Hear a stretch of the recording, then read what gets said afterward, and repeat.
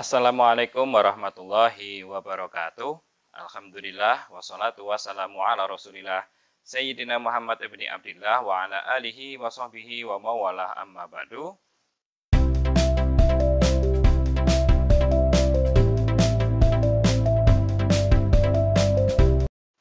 Baiklah adik-adik sekalian yang dirahmati Allah Subhanahu wa taala.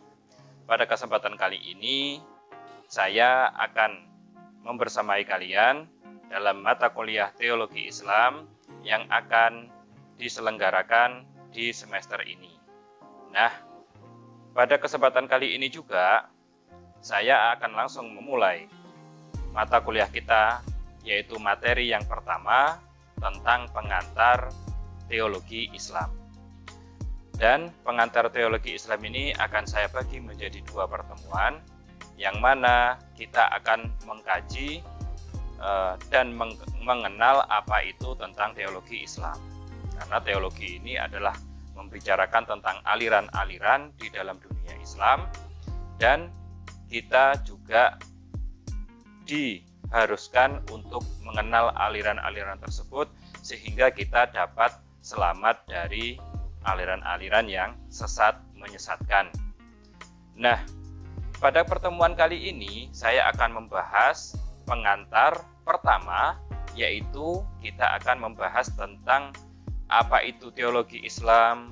Kemudian yang kedua kita akan membahas tentang apa saja pembahasan pokok dalam teologi Islam. Kemudian apa hukum kita mempelajari ilmu tauhid atau teologi Islam. Kemudian juga akan kita bahas tentang tujuan, manfaat, kemudian keutamaan dan lain sebagainya, yang itu sebagai ruang lingkup kita mempelajari tentang teologi Islam. Nah, adik-adik sekalian, walaupun kita tidak dapat bertatap muka secara langsung di kelas atau di kampus, saya harap kalian tetap semangat untuk mengikuti kuliah online ini, dan semoga dengan adanya video ini kalian dapat memahami dan dapat mengambil ilmu yang bermanfaat. Jangan lupa ya, subscribe, like, dan share video yang saya bagikan.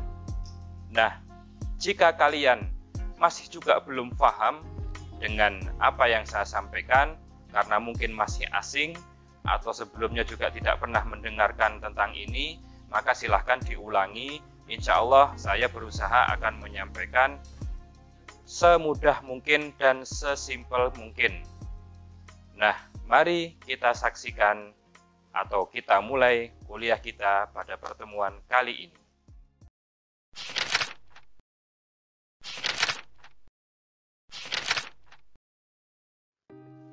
Nah, pengantar teologi Islam bagian 1. Nah, kenapa kok saya pakai pengantar? Karena semua ilmu pasti ada pengantarnya ya, semacam perkenalan lah. Pengantar ini membahas batasan-batasan dan ruang lingkup sebuah disiplin ilmu tertentu, sehingga pembahasannya itu tidak loncat kemana-mana dan membuat orang yang belajar itu jadi bingung. Nah, maka saya menjadikan pengantar ini ada 2 kali pertemuan, karena memang teologi Islam ini pasti ya pembahasannya itu sangat luas sekali, dengan perdebatan-perdebatan yang kalau kita tahu itu sangat membosankan ya, dan membutuhkan jelajah pikiran yang jauh dan kritis juga. Nah, akan tetapi jika kita mampu mempelajari ini, walaupun awal-awal saja, walaupun hanya sebagian saja, dapat menjadikan kita itu seorang muslim yang sejati, seorang muslim yang mempunyai keyakinan yang sangat kuat, tidak bisa digoyahkan. Nah, mari kita mulai ya. Yang pertama, kita akan membahas apa itu teologi Islam. Nah, teologi Islam itu yang pertama secara bahasa ya, secara bahasa itu adalah teologi terdiri atas 2 kata, yaitu theos yang artinya Tuhan dan logos yang berarti ilmu atau pengetahuan tentang ketuhanan. Nah, ini secara singkat saja ya. Jadi tidak bertele-tele, cuma pembahasan istilah. Karena inti dari materi dari mata kuliah ini lebih penting dari hanya sekedar istilah gitu ya. Nah, jadi memang nama teologi itu dari kata Yunani namanya theos yang artinya Tuhan. Nah, dan logos yang berarti ilmu atau kalau jika digabungkan pengetahuan tentang ketuhanan. Jadi kita itu sekarang akan belajar tentang ilmu yang membahas tentang ketuhanan. Nah, kemudian selanjutnya teologi Islam adalah, nah maka kalau tadi kan teologi, sekarang teologi Islam adalah ilmu yang digunakan untuk menetapkan akidah Islam dengan mempergunakan dalil nakli dan akli untuk membantah penyelewengan atau syubhat dalam masalah akidah. Jadi karena banyak sekali aliran-aliran yang berkembang dalam dunia Islam, ini kita nggak membahas di luar Islam ya. Kalau di luar Islam terserah lah itu. Tapi sekarang kita kan ternyata di dalam Islam sendiri itu banyak sekali kelompok-kelompoknya itulah. Kalau ormas itu ada NU, ada Muhammadiyah, ada Persis, ada Tarbiyah, ada Al-Wasliyah, ada Nahdlatul Wathon, ada Jamiatul Khair, ada Al-Irsyad, macam-macam pokoknya. Dan lain sebagainya. Belum nanti yang aliran Abangan, Kejawen, ada yang Darmo Gandul, ada yang macam-macam. Nah, maka hal ini penting sekali. Karena kalau sampai salah akidah bisa fatal ini akibatnya ya. Bisa fatal. Kalau orang salah sholat itu bisa dimaklumi, tapi kalau salah akidah nanti dan dia tidak mau belajar ya bahaya nanti ya kan, karena akidah urusannya ini. Nah, dengan mempergunakan dalil nakli itu Al-Quran dan hadis ya, dan akli itu akal. Jadi tidak melulu di dalam hadis apa, di Quran apa, dalam hadis apa, di Quran apa, enggak. Tapi juga kita pakai akal gitu loh, enggak sembarangan pakai Quran dan hadis, enggak. Untuk membantah penyelewengan. Nah, jadi kalian kalau ada penyelewengan di luar, di sekitar kalian mampu atau minimal mampu membentengi diri sendiri dan keluarga kalian dalam masalah akidah. Ya, jadi seperti contohnya ya, istilahnya ngakunya KTP-nya Islam. Nah, tapi dia tidak mau sholat, terus dia kalau ibadah itu istilahnya semedi. Nah, terus gimana ini? Ngakunya Islam tapi ya dia ikut tahlilan, ikut, terus apalagi maulidan ikut, tapi dia kayak seperti itu. Nah, ini kan dia nggak tahu gitu loh. Terus misalkan ngakunya Islam, sering ke dukun misalkan. Nah, ini kan menjadi apa istilahnya ya, menjadi problem tersendiri di tubuh umat Islam sendiri. Nah, selanjutnya adalah nama lainnya ilmu tauhid. Nah, nama lain dari teologi Islam itu adalah ilmu tauhid. Nah, kenapa kok disebut ilmu tauhid? Karena ya dalam pembahasan ilmu tauhid itu ya mengenai keesaan Allah Subhanahu wa taala. Allah itu esa gitu loh ya. Nah, makanya disebut ilmu tauhid. Kemudian ada juga yang mengatakan namanya ilmu usuluddin. Karena yang dibahas atau pembahasan dalam ilmu ini itu tentang prinsip-prinsip agama Islam, makanya disebut ilmu usuluddin. Ada yang mengatakan juga namanya ilmu akidah, karena ilmu ini membahas tentang kepercayaan dalam Islam. Nah, ilmu akidah. Dan juga ada nama yang terakhir namanya ilmu kalam. Ilmu kalam ini ya perdebatan ya, perdebatan, karena namanya ilmu kalam, omongan. Nah, jadi perdebatan ini istilahnya untuk memudahkan. Jadi saya samakan. Sebenarnya ya ada perbedaan sedikit-sedikit, terutama ilmu kalam dan teologi Islam ini mempunyai banyak sekali perbedaan. Kalau ilmu kalam itu cenderung banyak perdebatan, karena memang itu untuk membantah orang-orang yang pinter-pinter. Yang dia itu mempunyai pendidikan tinggi, akalnya memang benar-benar dipakai gitu loh. Nah, pinter berdebat mereka, pinter rasionalnya bagus, logikanya bagus. Nah, ini kan juga perlu ilmu untuk memberitahu atau untuk menyadarkan mereka bahwasanya di alam semesta ini ada Tuhan yang namanya Allah Subhanahu wa taala. Kemudian selanjutnya kita akan membahas tentang pokok permasalahan yang ada dalam kajian teologi Islam. Nah, pokok bahasan dalam teologi Islam adalah wujud Allah, sifat-sifatnya, kenabian, alam, dan hubungan Tuhan dengan makhluk-makhluknya, termasuk sebagai berbagai aliran, ajaran, sejarah, dan pemikirannya. Jadi, memang dalam teologi Islam ini yang dibahas ini. Jadi nggak bahas sholat ya, nggak bahas sholat, nggak bahas puasa, nggak bahas masalah marah, terus adab, enggak. Ini masalah akidah, masalah keyakinan. Maka berarti wujud Allah, sifat-sifat Allah. Jadi Allah itu mesti punya sifat. Kenabian, Nabi Muhammad, tentang Nabi Muhammad.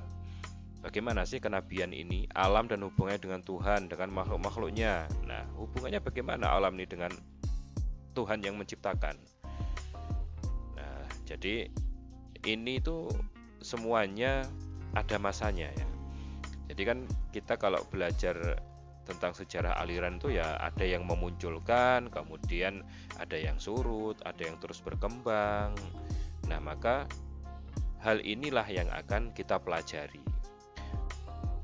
Terus selanjutnya, sebab salah satu naluri alamiah fitrah manusia adalah berketuhanan atau membutuhkan agama, bahkan berkeyakinan tauhid.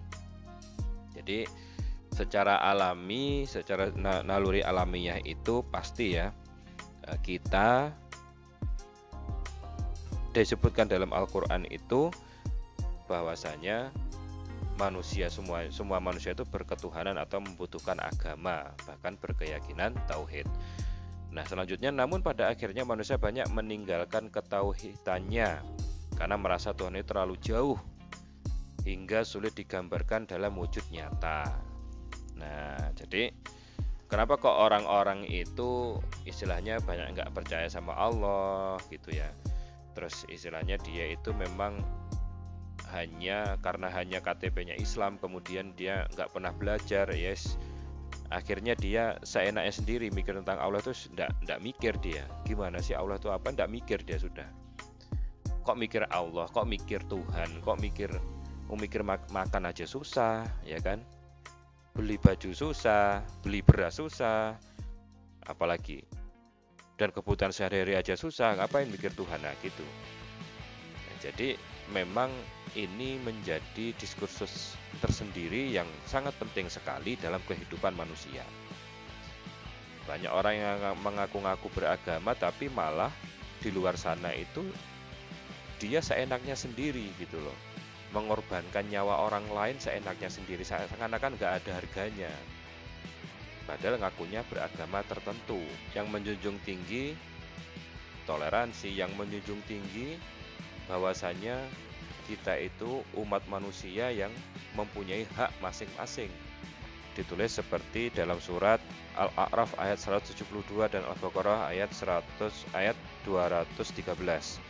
yang berbunyi, kalau surat Al-A'raf ya, yang berbunyi wa id akhadha rabbuka min bani adama min duhurihim dzurriyyatahum wa ashhadahum ala anfusihim alastu birabbikum qalu bala syahidna an taqulu yaumal qiyamati inna kunna an hadza ghafilin.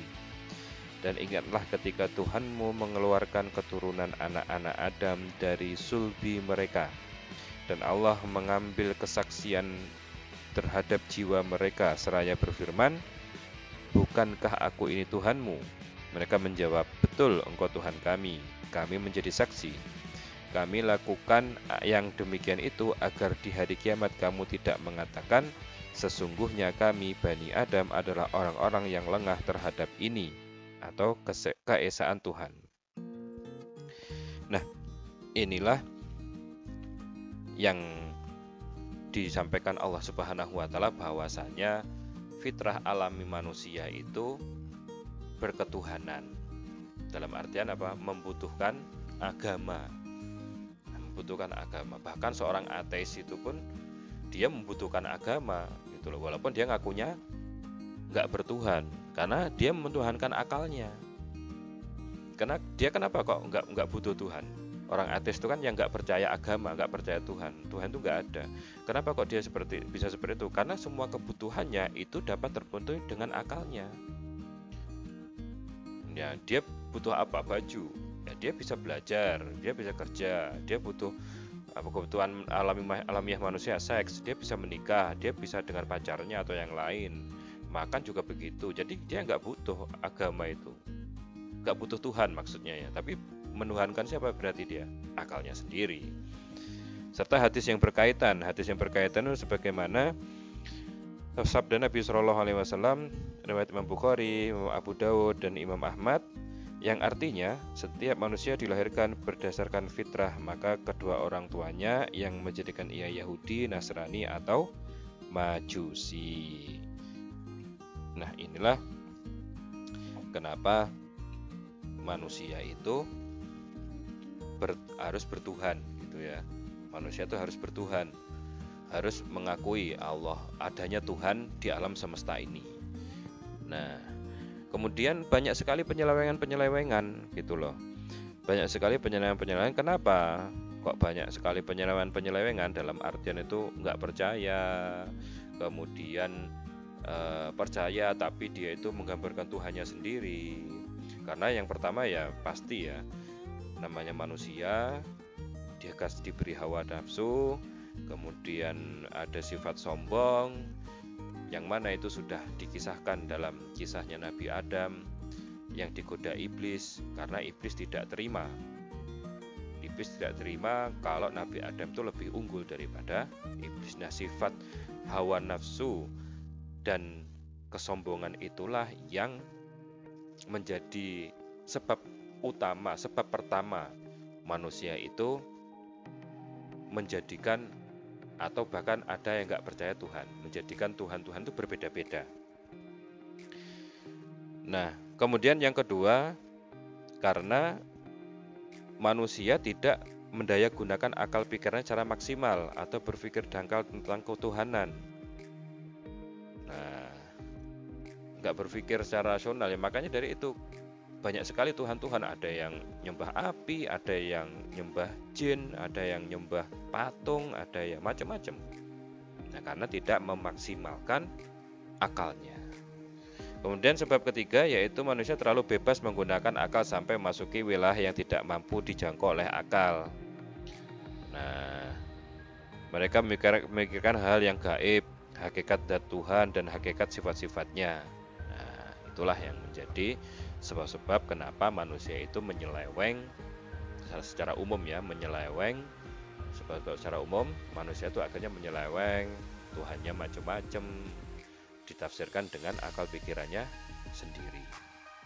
Kemudian apa hukum kita belajar ilmu tauhid atau teologi Islam? Hukum mempelajari ilmu tauhid adalah fardu ain ya, atau wajib. Jadi kalian, bagi setiap muslim yang balik dan berakal, baik laki-laki atau perempuan, itu wajib mempelajari ilmu tauhid. Nah, terus yaitu apa yang wajib dipelajari itu apa? Yaitu apa yang wajib, apa yang mustahil, dan apa yang boleh bagi Allah Subhanahu wa taala, bukan masalah zatnya. Jadi seorang itu harus wajib belajar ilmu tauhid tentang apa yang wajib bagi Allah. Maksudnya apa yang wajib bagi Allah itu bukan berarti Allah mempunyai kewajiban gitu ya. Enggak. Tapi maksudnya apa yang harus ada gitu loh. Allah itu bagaimana? Itu harus ada itu apa? Apa saja? Dalam zatnya Allah itu apa saja yang harus ada gitu loh. Karena untuk membuktikan bahwasanya benar-benar ada. Seperti ya contoh, Allah itu wujud itu ada. Jadi harus ada Allah ini gitu loh.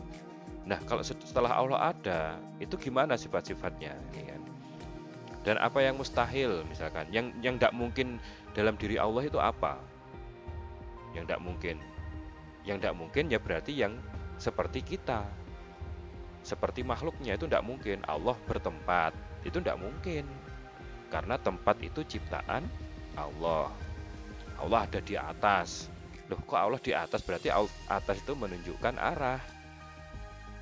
Atas itu menunjukkan arah, dan yang pantas dan yang bisa atau pantas disematkan arah itu hanya makhluk. Nah, kalau Allah butuh tempat berarti tempatnya lebih gede dari Allah gitu loh. Nah, jadi begitu ya. Kita tuh harus tahu, harus belajar. Nah, dan yang boleh bagi Allah, apa saja yang boleh bagi Allah itu apa? Allah bisa boleh begini, Allah boleh begitu. Bukan masalah zatnya. Nggak boleh kita mikirin zat Allah itu nggak boleh. Allah itu seperti apa ya? Nggak bisa, nggak boleh. Bukan ranah kita, nggak sampai akal kita itu untuk memikirkan zatnya Allah. Yang perlu diingat ya, ini zat ini bukan zat kimia gitu, bukan loh ya. Nanti dibilangnya zat kimia itu bukan.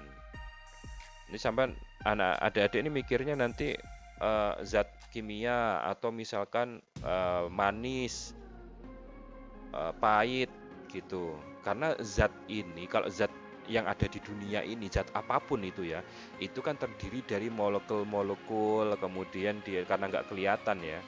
Misalkan menyamakan Allah dengan angin gitu, misalkan, ya tidak bisa, karena angin ini terdiri dari beberapa komponen, sedangkan Allah tidak terdiri dari beberapa komponen gitu, enggak. Nah ya kan, misalkan gula, kalau larut di air putih kan nggak kelihatan gulanya, gula pasir ya, sama-sama putih, tapi kan rasanya manis gitu misalkan. Nah, terus kita menyampaikan Allah dengan zat seperti ini tidak bisa, karena yang manis ini itu terdiri dari beberapa komponen, molekul-molekul, sedangkan Allah nggak terdiri dari beberapa komponen, enggak. Nah, gitu ya, karena Allah tidak menyerupai makhluknya, tidak menyerupai. Kemudian selanjutnya, tapi cukup hanya dengan dalil-dalil atau bukti secara umum saja, baik itu dari Al-Quran, hadis, atau akal, seperti Allah yang memberi rizki kita, yang menciptakan langit dan bumi, dan seterusnya. Nah, jadi kita itu ndak harus hafal Qurannya ya, ndak harus hafal Qurannya, ndak harus hafal hadisnya. Misalkan kalau Allah itu ada, Allah Tuhan kita itu nggak harus. Nah, tapi cukup, misalkan dengan akal itu cukup. Nggak perlu ribet-ribet, karena ya nggak semua manusia bisa dan mampu, ya kan? Kalau kita maksa manusia untuk seperti itu, ya nggak bisa semuanya. Entah karena alasan males kah, atau alasan malu kah, atau alasan nggak punya duit kah, macam-macam sekali. Nah, kemudian adapun dalil-dalil secara terperinci, maka hukumnya fardu kifayah. Wajib bagi sebagian orang saja. Fardu kifayah itu artinya wajib bagi sebagian orang saja, yang lain tidak. Siapa wajibnya, bagi siapa nih ya? Para ulama, misalkan para akademisi yang konsentrasi di jurusan akidah misalkan. Nah, itu dia wajib mengetahui dalil-dalil secara terperinci. Nah, wajib itu. Nah, selanjutnya sebab kewajiban pertama seorang muslim balik berakal, ya, saya ulangi lagi ya, muslim balik berakal, baik laki-laki dan perempuan, adalah ma'rifah, mengetahui tentang Allah dengan sangat yakin, atau berpikir bahwa Allah itu ada, Allah itu Tuhan, dan Allah itu Esa. Nah, serta segala sesuatu tidak akan sah tanpa mengenal Allah, baik singkat ataupun lama. Jadi kenapa kok ilmu tauhid itu fardu ain?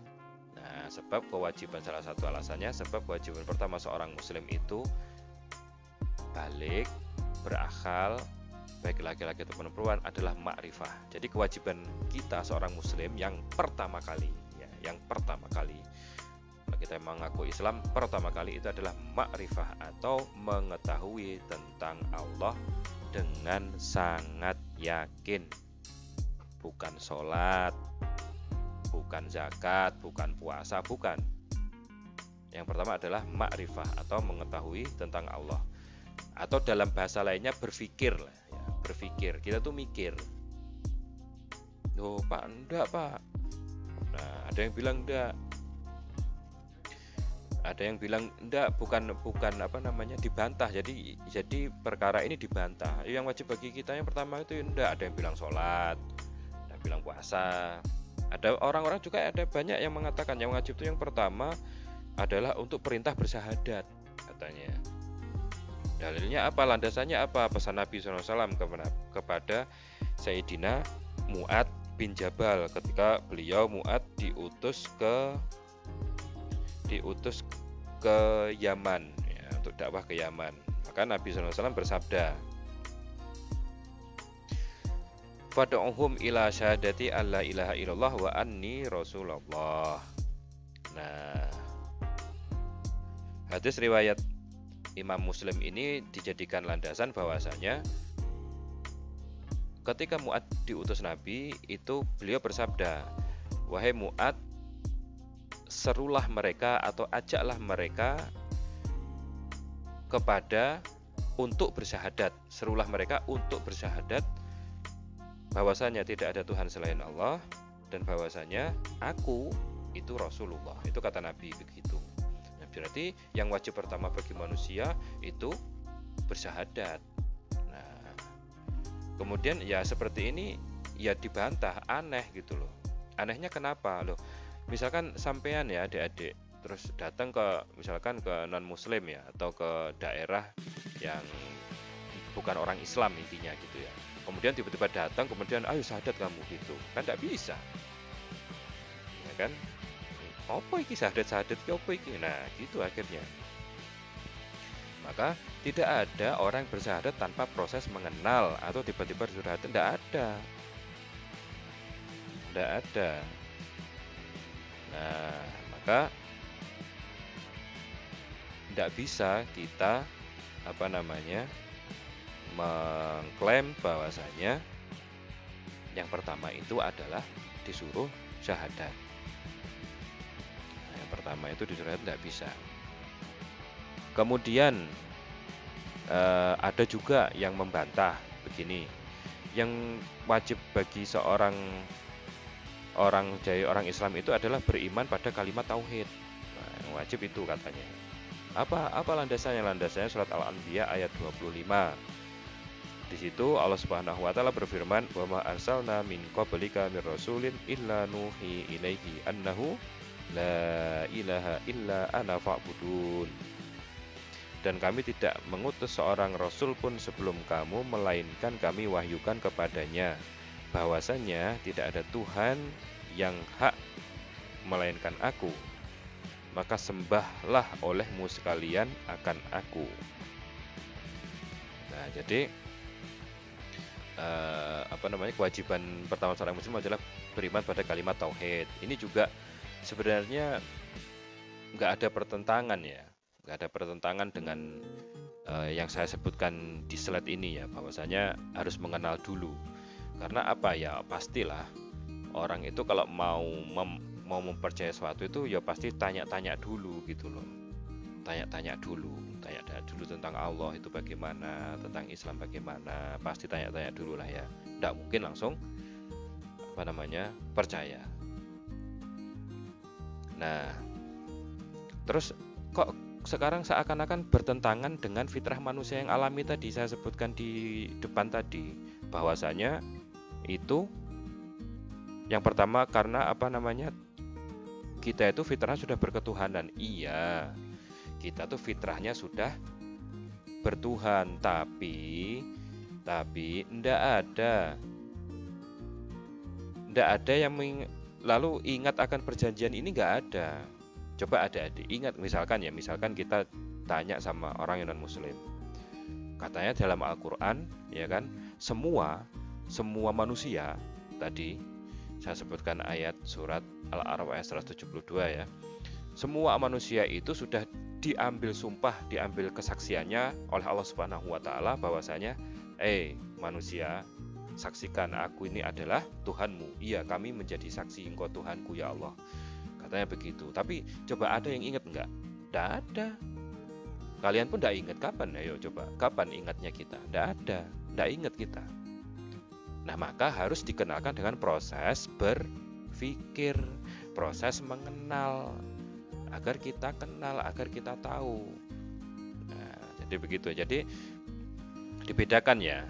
Nah, terus apa maksudnya ayat ini? Maksudnya ayat ini itu adalah yang mana ketika kita itu sudah mengambil perjanjian dengan Allah sebelum kita dilahirkan, ya kan? Kita sudah mengambil perjanjian dengan Allah, kita bersaksi Allah itu bahwasanya Tuhan kita. Kok ternyata lahir agamanya berbeda-beda dan lain sebagainya. Nah, karena apa? Ayat ini itu berlaku bagi semua manusia, ya. Ingat ya, berlaku bagi semua manusia. Nah, karena ketika lahir nggak ada yang ingatkan, ya akhirnya kan kita harus mencari sendiri-sendiri, mencari kebenaran itu sendiri-sendiri. Nah, kemudian terus maksudnya ayat ini gimana? Maksud yang lain apa? Arti yang lain apa? Artinya adalah setiap manusia yang lahir, ya, yang lahir itu pasti agamanya Islam, pasti keyakinannya tauhid. Nah, cuman tergantung dia lahir dari rahim siapa. Kok rahim non-muslim, ya jadi non-muslim. Nah, akan tapi dalam Islam ketentuan ini, ya, ketentuan seorang anak kecil yang belum balik ini, dia statusnya tetap suci, ya kan? Dia statusnya tetap suci, ingat ya, statusnya tetap suci. Suci dalam hal apa? Suci di akhirat maksudnya, bukan suci di dunia. Kalau suci di dunia beda lagi nanti. Loh, maksudnya gimana sih Pak? Loh, bingung ya. Jadi setiap manusia itu pasti dia dilahirkan dalam keadaan suci, nggak punya dosa dia, gitu loh. Siapapun, mau anaknya yang nggak punya agama, yang kayak telanjang terus, misalkan bandar narkoba, sama. Statusnya sama di akhirat nanti, sama di mata Allah itu sama. Cuman dalam hukum dunia ya tidak sama. Dalam hukum dunia tidak sama. Itu tadi hukum akhirat. Hukum dunia maksudnya apa sih Pak? Hukum dunia itu yang diberlakukan kepadanya di dunia. Misalkan anaknya non muslim, ya toh, kemudian dia meninggal, belum balik, statusnya di akhirat nanti dia belum ada dosa, dia tetap masuk surga karena belum ada pembebanan pada dirinya. Akan tapi status di dunia atau hukum di dunianya ya tetap diberlakukan sebagaimana dia dilahirkan dari rahim siapa. Misalkan ada upacara di India, misalkan dibakar, ya dibakar mayatnya. Nah, gitu, paham ya? Misalkan di agama apa, ya sudah seperti itu. Itu berlaku pada hukum dunia. Nah, sekarang kita kan bicarakan hukum dunia ini. Nah, kita yang bicarakan ini bukan masalah akhirat nanti, bukan. Nah, kita sekarang itu membahas yang di dunia nih, yang mau kita arungi kehidupannya ini, gitu ya. Nah, selanjutnya, serta segala sesuatu tidak akan sah tanpa mengenal Allah, baik singkat atau lama. Jadi mengenal Allah itu bisa singkat, bisa lama. Semakin pintar orangnya, semakin lama dia mengenal Allah, karena dia pertimbangannya semakin banyak. Itu loh. Misalkan seorang filosof, dia misalkan seorang filosof yang yang tinggi, yang sudah terkenal segala macam gitu ya. Dia mau mengakui Allah itu gimana ya? Dia butuh proses. Adapun yang misalkan bukan seorang pemikir gitu ya, ada keajaiban, misalkan dia tersimpati kepada Islam, tertarik kepada Islam, itu biasa. Nah, gitu ya. Tapi yang luar biasa itu adalah misalkan seperti ada seorang pendeta namanya Yahya Waloni. Nah, namanya Yahya Waloni itu juga begitu, dia proses mengenal Islam itu lama, dia mengkaji Al-Quran dulu, kemudian dibanding-bandingkan Quran itu beda-beda atau enggak. Ternyata nggak ada yang beda, titiknya pun nggak ada yang beda. Dari Al-Quran zaman berapa pun nggak ada, sama. Nah, dia berproses karena memang dia orang filsafat, gitu ya. Lalu kemudian apa landasan atau sumber jika kita ingin belajar teologi Islam? Sumbernya apa? Kita belajar teologi Islam itu kan harus tahu sumbernya apa. Yang pertama, sumber atau landasan dari teologi Islam adalah Al-Quran, hadis, ijma' dan akal. Jelas ya. Hadis ini hadis mutawatir. Hadis yang mutawatir.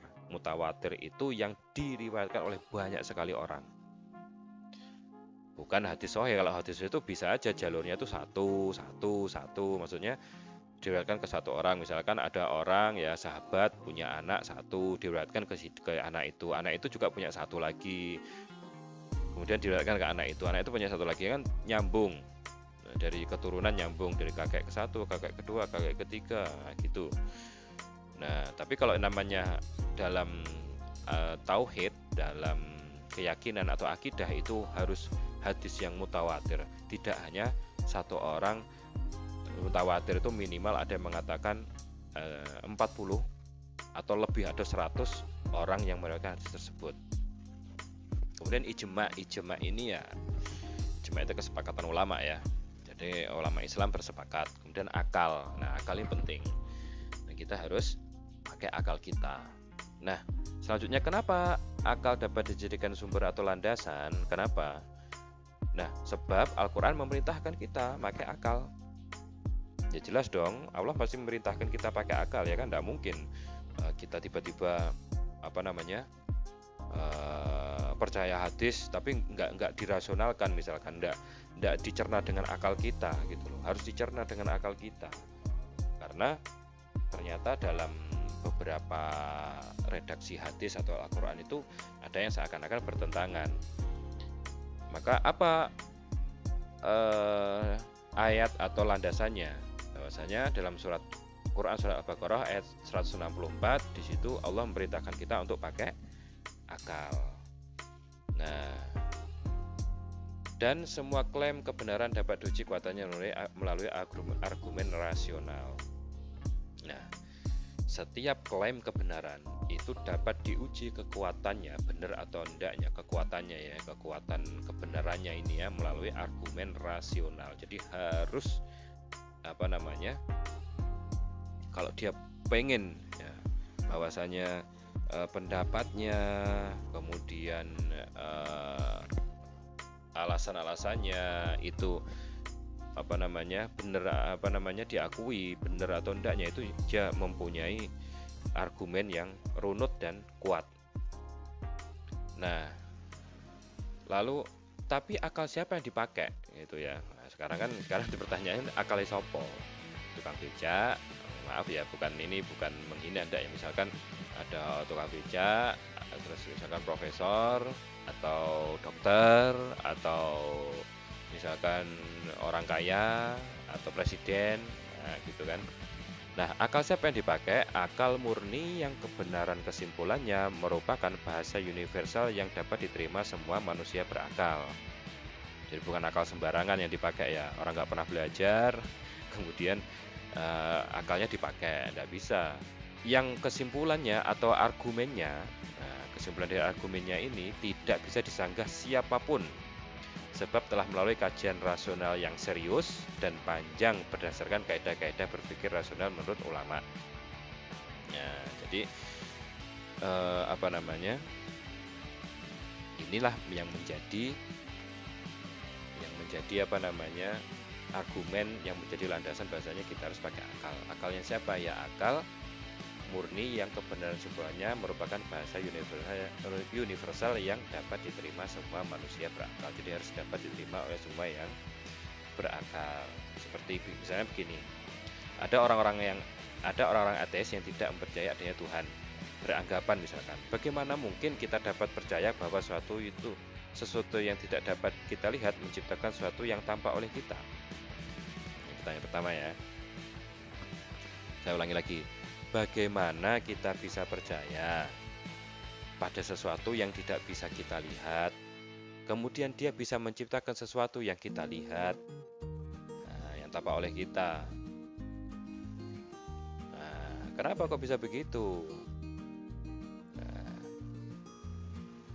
Kemudian ada lagi seorang ateis juga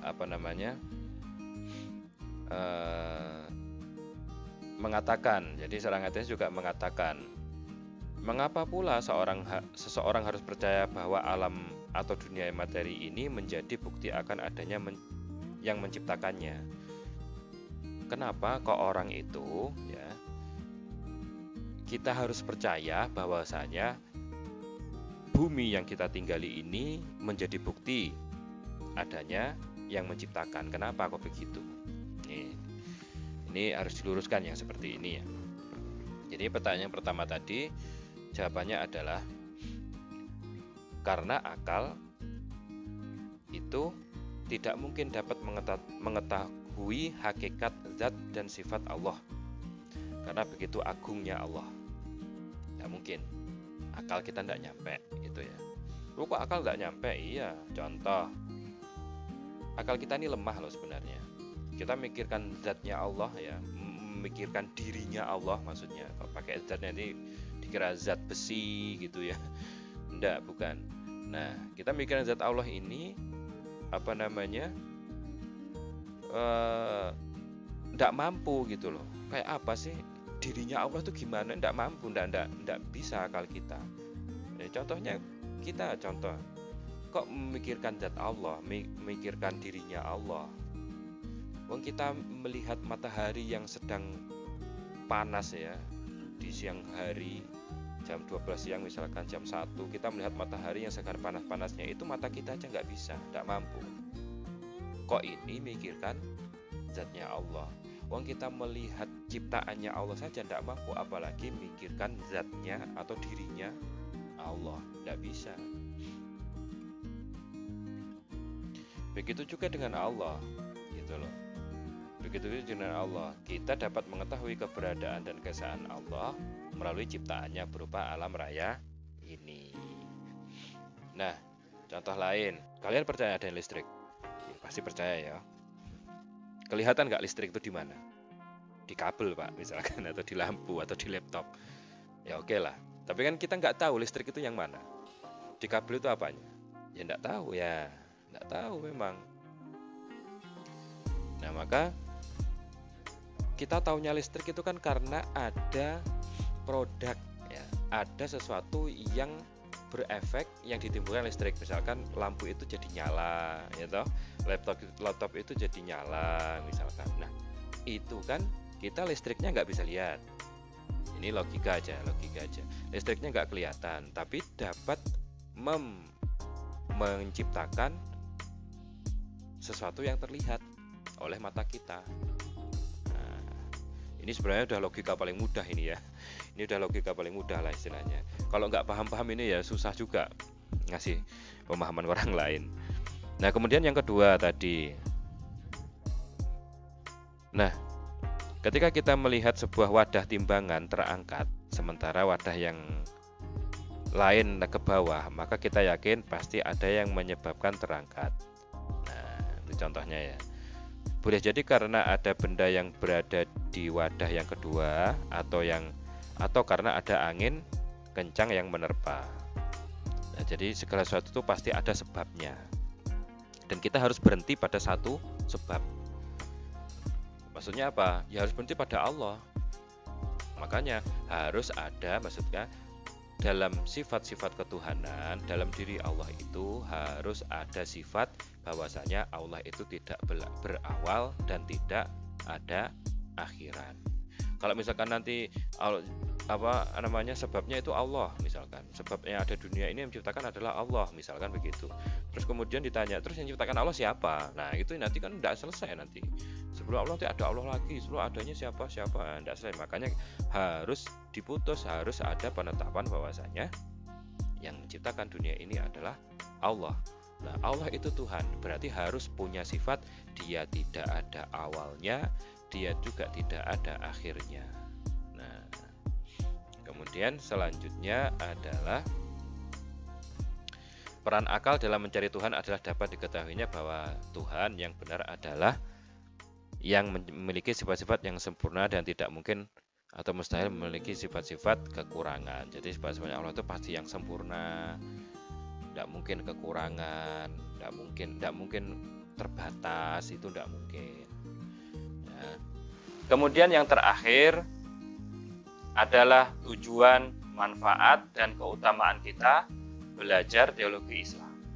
Setiap kita belajar ya, kita belajar sebuah keilmuan itu pasti ada tujuan, ada manfaat dan keutamaannya.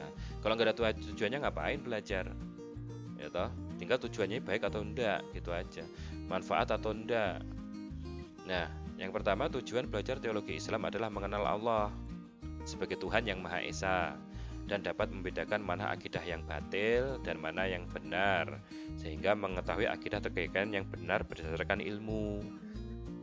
Jadi sampean-sampean itu berkeyakinan Islam itu karena ilmu, bukan karena elok-elok, bukan karena katanya Bapak, katanya Pak Kiai, ya boleh saja sih begitu. Karena kita juga nggak mampu kan. Misalnya kalian mengkaji kitab kuning itu juga susah bagi yang nggak mampu. Yang mampu ya monggo. Nah tapi yang nggak mampu ya nggak apa-apa. Makanya tujuannya belajar teologi Islam adalah mengenal Allah sebagai Tuhan yang Maha Esa. Kemudian selanjutnya adalah manfaatnya. Manfaatnya adalah mempunyai landasan yang kuat dan kokoh sehingga tidak mudah melenceng atau tersesat. Nah, misalkan kalian lihat orang misalkan bisa terbang di atas air, wow keren gitu ya, sakti mandraguna. Nah, misalkan atau lihat orang kepala dibacok, ndak mempan dibacok gitu, kalian, wih masya Allah sakti ini, wah gitu ya. Atau kalian lihat orang ditabrak ndak apa-apa gitu ya. Kan manusia itu senangnya gitu-gitu, yang amazing gitu. Padahal Allah lebih dari itu, gitu loh. Yang seperti itu hanya yang istilahnya itu malah banyak subhat yang dipakai oleh setan-setan atau jin-jin kafir yang dia itu ingin menyesatkan dengan seperti itu. Wah, digorok lehernya ndak apa-apa, kan keren itu, sakti gitu kan. Yang bikin gitu siapa? Allah. Kalau Allah mau batalkan itu bisa banget. Loh, tiba-tiba digorok juga bisa. Ya kan? Kena silet ya sakit, berdarah. Katanya tadi malam dibacokin enggak apa-apa. Nah, ternyata besoknya pulang kemudian kena silet, kena paku, luka. Loh, katanya enggak apa-apa, kok luka? Nah, gitu ya. Jadi hal seperti itu di luar nalar seperti itu semua atas izin Allah. Enggak diizini ya sudah. Selesai. Itu ya, makanya biasa saja lihat orang yang dia itu akan mempunyai telepati, mempunyai terawangan yang jauh misalkan ya, bisa itu biasa itu maksudnya hal seperti itu kita nggak usah takjub ya, nggak usah wow begitu, biasa saja seperti itu. Nah, yang luar biasa itu kalau kita paham ilmunya Allah, mengajarkan kepada orang untuk cinta kepada Allah dan nyembah kepada Allah. Nah, itu baru keren. Kalau seperti itu gampang belajarnya, kayak gitu gampang, banyak kayak gitu. Banyak gampang seperti itu. Nah, kemudian selanjutnya terakhir keutamaannya adalah ilmu tauhid atau teologi Islam atau ilmu akidah. Apa sih keutamaannya? Nah, ilmu agama keutamanya adalah ilmu ini atau ilmu teologi Islam ini atau akidah ini adalah ilmu agama yang paling mulia. Jadi kalian kalau belajar ini secara sungguh-sungguh, kalian akan menjadi manusia yang mulia. Manusia yang mulia di mata Allah ya, bukan di mata manusia, bukan. Manusia yang mulia. Kenapa? Sebab pokok bahasanya adalah dirinya Allah. Pokok bahasan yang kita bahas nanti sampai belakang nanti membicarakan tentang Allah, bagaimana kita beriman kepada Allah, membicarakan tentang kenabian. Nah, dan sebagai pondasi serta induk utama bagi ilmu-ilmu keislaman. Nah, pasti induknya. Ya misalkan sampean nggak percaya Allah itu siapa, terus sholat, sah nggak sholatnya kira-kira? Enggak. Dia nggak percaya sama Allah. Misalkan ada seorang non-muslim sholat, apakah sholatnya itu diterima? Apa sah terus diterima? Enggak, gitu loh. Wong dalam sebuah hadis saja datangin dukun dan bertanya, kemudian percaya, itu aja nggak diterima sholatnya. Padahal ngaku Islam dia. Ditanya Tuhanmu siapa? Allah. Nabimu siapa? Rasulullah Muhammad SAW. Nah, sudah haji, sudah puasa iya. Nah, tapi ke dukun, kemudian tanya tentang terawangan, tentang nasib baik, tentang perjodohan, tentang segala, terus dia percaya, sholatnya nggak diterima selama 40 hari. Kalau cuma datang aja nggak apa-apa, sampean datang bertamu ngobrol nggak apa-apa. Nah, kalau cuma datang aja nggak terima sholatnya ya bahaya.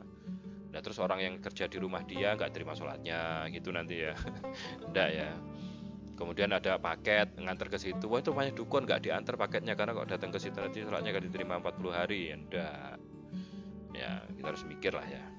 Nah, inilah materi pertama kita tentang pengantar teologi Islam. Semoga apa yang saya sampaikan mudah difahami dan mudah juga untuk dicerna oleh kalian. Dan apabila kalian menemukan kesulitan, silahkan nanti kita diskusi di ruang lain selain di video ini. Nah, tetap semangat ya kalian untuk belajar. Jangan kendor, walaupun online tetap semangat. Semoga kalian mendapatkan apa yang kalian cita-citakan. Demikian yang dapat saya sampaikan. Assalamualaikum warahmatullahi wabarakatuh.